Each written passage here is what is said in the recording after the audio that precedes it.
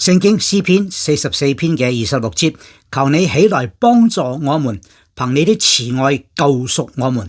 感謝神嘅恩典，詩人同神嘅關係，佢可以求神起來幫助我們。真嘅，只有呢位神，我哋嘅耶穌基督可以幫助我哋，因為佢係憑慈愛救贖，佢嘅慈愛好得無比。因為神愛世人，只要你係人，神就愛你，冇任何嘅條件，只要你願意接受佢嘅愛，佢用佢嘅慈愛救贖。救贖呢個字係 rescue、redeem、deliver， 將我哋從罪惡當中救贖出嚟。